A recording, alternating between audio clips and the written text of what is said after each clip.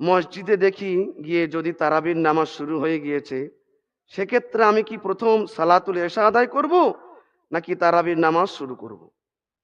এখানে প্রশ্ন, মসজিদে গিয়ে দেখি যদি তারাবির নামাজ শুরু হয়ে গিয়েছে, সেক্ষেত্রে আমি কি প্রথম সালাতুল এশা আদায় করব নাকি তারাবির নামাজ শুরু করব? জবাব, প্রথমে সালাতুল এশা, প্রথমে আপনি এশার নামাজ আদায় করবেন। তারপরে তারাবির যে জামাত চলছে সেই জামাতে শরিক হয়ে যাবেন। যে কয় রেকাত ছুটে গিয়েছে ওটা আপনি তারাবির জামাতের পরে একাকী আদায় করে নেবেন। করবেন ইনশাআল্লাহ তাআলা। রোজা রেখে মেসওয়াক করা যাবে কি? জবাব, মেসওয়াক তো করা যাবে।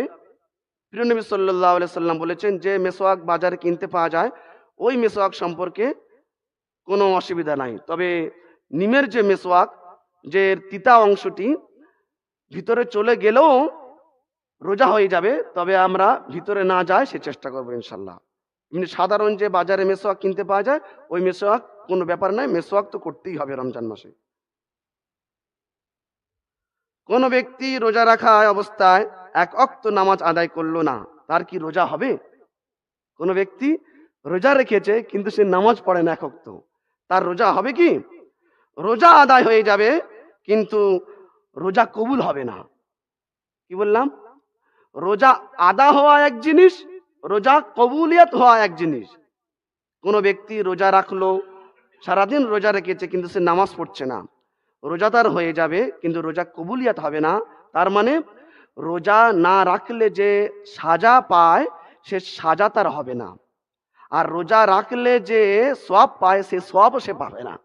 অর্থাৎ কোনো ব্যক্তি যদি রোজা রাখে কিন্তু এক ওয়াক্ত নামাজ পড়লো না, তার রোজা আদায় হয়ে যাবে কিন্তু রোজা কবুলিয়াত হবে না। রোজা রেখে বেরাস করার মাসলা কি? জবাব, বেরাস এটা করতে পারেন, কিন্তু বেরাসের উপরে যে টুথপেস্ট দিয়ে আমরা পিপারমেন্টের যে স্বাদ রয়েছে, মিষ্টতার যে একটা স্বাদ রয়েছে, এটাই ফ্যাক্টর।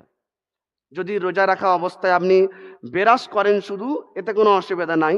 বেরাসের ওপরে টুথপেস্ট যে আমরা লাগাই, এখানে লাগালে মকরু হয়ে যাবে, কারণ এই যে টুথপেস্ট রয়েছে এর একটা মিষ্টতার একটা স্বাদ রয়েছে, জক রয়েছে, পিপারমেন্টের একটা স্বাদ রয়েছে, এমনকি অ্যানিমেল আপনার ফ্যাট, অ্যানিমেল ফ্যাট মানে বিভিন্ন জানোয়ারের চর্বি দিয়ে এই পেস্টগুলো তৈরি করা হয়।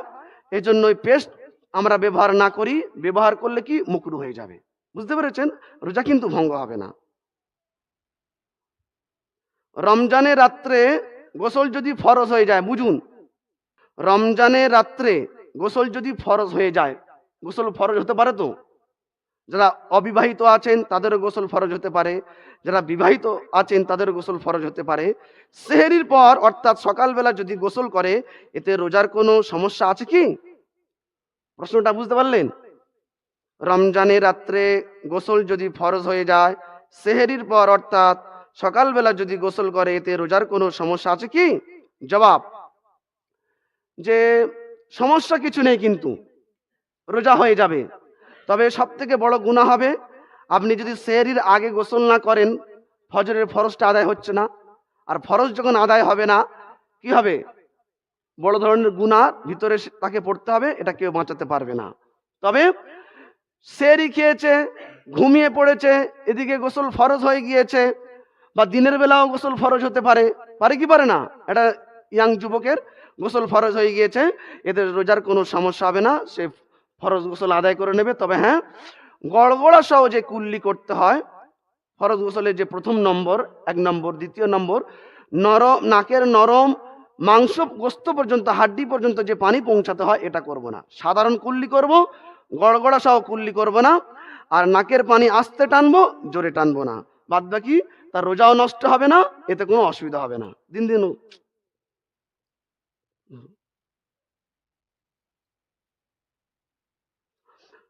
রোজা অবস্থায় ইনজেকশন দিলে রোজা নষ্ট হয়ে যাবে কি?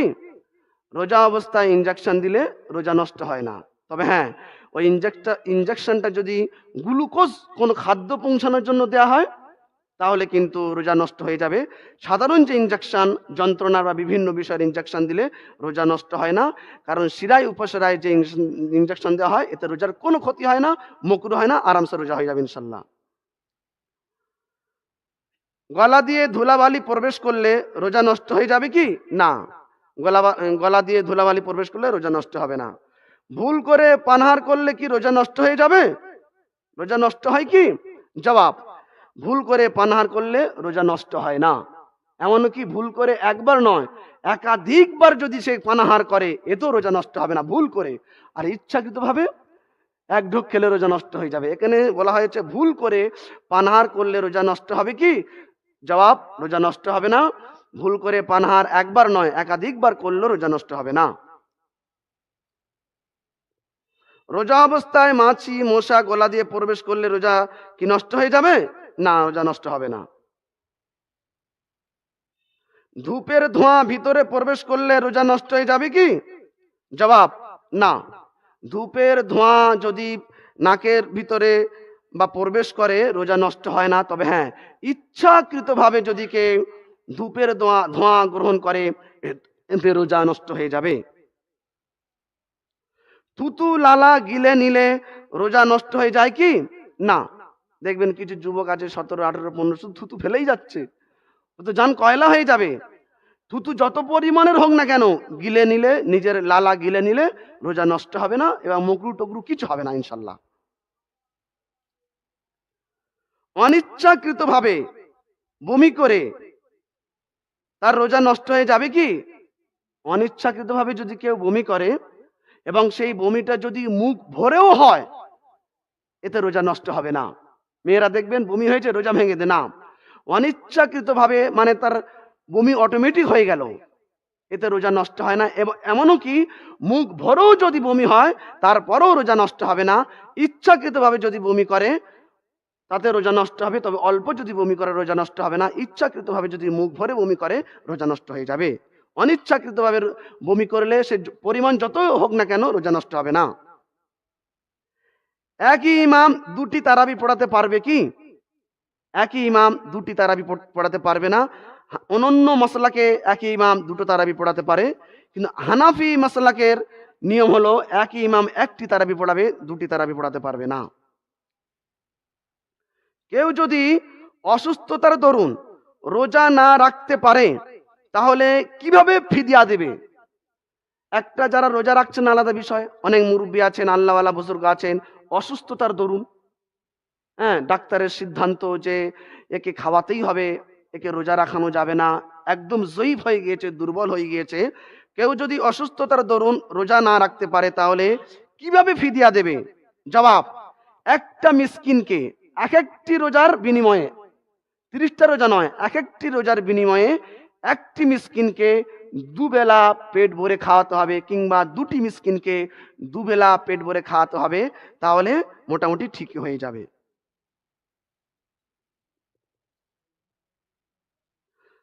রোজা অবস্থায় চুল কাটা, দাড়ি এক মুষ্টির পর সেভ করা, ছেঁটে ফেলা, নখ কাটা, এগুলো কেমন কেমন? কোন কোন হুজুর বলে থাকেন রোজা অবস্থায় শরীরের প্রত্যেকটি অঙ্গ প্রত্যঙ্গ রোজা রাখে, তাই এগুলো করা চলে না। এটা ভুল কথা। রোজা অবস্থায় আপনি চুল কাটতে পারেন। রোজা অবস্থায় দাড়ি চাঁচার কথা বলছেন, ও তো সবসময়ের জন্য গুনাহ। দাড়ি এক মুষ্টির পরে যে সেভ তার প্রয়োজন হয়, যেমন আমি রেখেছি, আপনি গোপ চাষতে পারেন বা সেভ করতে পারেন, নখ কাটতে পারেন, আরো যে আমাদের অবঞ্চিত লোমগুলো রয়েছে আপনি এগুলো সেভ মানে চাষতে বা কাটতে পারেন, বা যে পন্থা আপনি অবলম্বন করেন সেটা করতে পারেন। এতে রোজা কোনো ক্ষতি হবে না, বুঝতে পেরেছেন? এতে রোজা কোনো ক্ষতি হবে না। রোজা অবস্থায় নখ চুল সব কাটতে পারেন, কিছু ক্ষতি হবে না। এবারে বিশেষ এটা ভাইটাল প্রশ্ন, ভাইটাল, হিন্দু ধর্মের লোকের সাথে কি গ্যার মুসলমানের সাথে কি ইফতার করা যাবে? আজকাল একটা হিড়িক আছে, যারা উচ্চ শিক্ষায় শিক্ষিত, যেটাকে আমরা কি বলি, ইফতারির পার্টি। পার্টি আর খুঁজে পায়নি, ইফতারির পার্টি সব বোনাস করেছে। রমজান মাসে ইফতারের পার্টি। শোনো জবাব, হিন্দু লোকেদের সাথে বন্ধুত্বের কারণে কেউ খাওয়া দাওয়া করে, এটা তাকওয়ার খেলাফ, তবে জায়েজ আছে। তবে এটা রমজানের জন্য নয়, অন্য জায়গায়। যেমন আমরা 4 জনা মিলে এক জায়গায় গিয়েছি, চা খেতে হচ্ছে, তাকওয়ার খেলাফ, কিন্তু জায়েজ রয়েছে। তবে ইফতার হলো একটি ইবাদত। রমজান মাসে অসংখ্য ইবাদতের ভিতরে ইফতার হলো কি? ইফতার হলো কি? একটি ইবাদত। এই ইবাদতে একমাত্র হক রয়েছে যারা রোজা রেখেছে। আমি কি বোঝাতে পারলাম? এই ইফতার করবে কারা? একমাত্র রোজা রেখেছে যারা, এদের হক বেশি। এই জন্য ইফতারের দস্তরখানায়, ইফতারের জায়গাতে কোনো গায়ের মুসলমানকে বসানোটা, খাওয়ানোটা গর্হিত কাজ, এটা মোটেও উচিত নয়। এছাড়া রোজা সম্পর্কে আরো যদি কিছু জানতে চান পরে জেনে নেবেন, সময় সংক্ষিপ্ত। আল্লাহ সুবহানাহু ওয়া তাআলা আমাদের এই যে প্রশ্নের জবাব দিলাম আমাদের সকলে বুঝে এসেছে। আরেকটি, হ্যাঁ, গতকালকের হাজি সাহেব করেছিলেন যে চোখে ড্রপ দিলে কি হবে, যে চোখে ড্রপ দিলে অসুস্থতার দরুন এটা রোজা নষ্ট হবে কি হবে না। এখানে কয়েকটা মাসালা আমি দেখলাম। অন্য নজদিকে চোখে ড্রপ দেওয়া যাবে না, হানাফির মসজিদে চোখে ড্রপ দেওয়া যেতে পারে। তবে ড্রপ দিলে যে রোজা ভঙ্গ হবে না, তবে নাও দেওয়াটা উত্তম। আপনি মাগরিবে দিন, আপনার সে ইফতার করে দিন, আর সেহরির আগে দিন, অসুবিধা হবে না। তবে কেউ যদি দিয়ে থাকে রোজা ভঙ্গ হবে না। আল্লাহ সুবহানাহু ওয়া তাআলা আমাদের সকলকে শোনার থেকে বলার থেকে সঠিক শুদ্ধ অনুযায়ী রোজা পালন করা তৌফিক দান করুক। আমিন। ওয়া আখিরু দাওয়ানা আনিল হামদুলিল্লাহি রাব্বিল আলামিন।